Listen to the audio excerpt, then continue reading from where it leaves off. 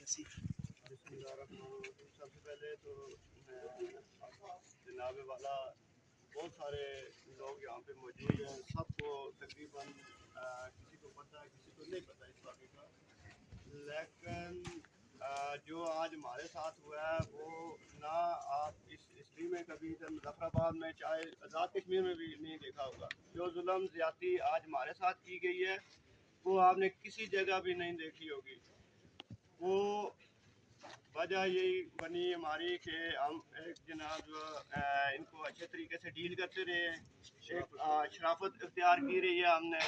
3 घंटे हमको बाहर लटकाया गया, सिर्फ अंदर एक दरवाजे से ना हमें अंदर नहीं गुजरने दिया उन्होंने, ठीक है। उसके बावजूद हमारी दाद रसी करने के बावजूद इंतज़ामिया वालों ने आके हम पे जो जुल्म सुतम किए उसकी तो उन्होंने इंतहाई कर दी। उसकी अगरचे वो हमारे साथ कोई अच्छा सलूक नहीं कर सकते थे तो उनको पूरा सलूक करने का भी कोई इख्तियार नहीं था।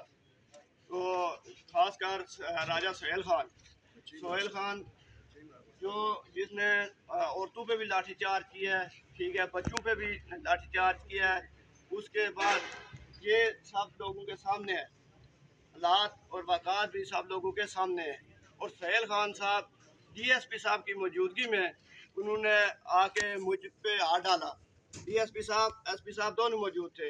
इनकी मौजूदगी में अब मुझे ये बताया जाए सर कि सोहेल ख़ान साहब इतने बड़े हो गए हैं कि सीनियर के सामने या तो वो इनके सीनियर हैं, ठीक है, या तो वो उनके सीनियर हैं सोहेल साहब, ठीक है, या तो उनको वो लगाम नहीं डाल सकते, ठीक है।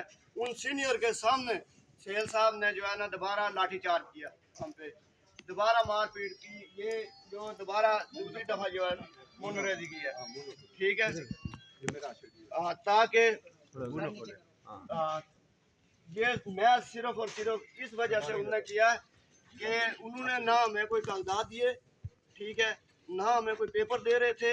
वो अंदर से ये कह रहे थे कि इनको अगर जो वैसे कोई लेके जाना चाहते हैं तो ठीक है, वरना मामला जो है ना हैंडल करो और गुजारो, इनको यहाँ से निकालने वाली बात करो इनको, ठीक है, इनको निकालने वाली बात करो। अब उस दबाने के लिए सोहेल साहब ने आते ही हम पे जो है ना लाठी चार्ज कर दी, हम पे पैर मारना शुरू कर दिया।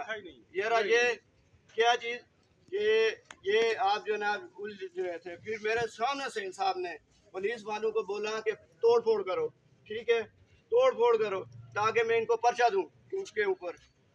अब इंतज़ामिया से DSP साहब से DSP जनाब गिलानी साहब हमारे पास आए।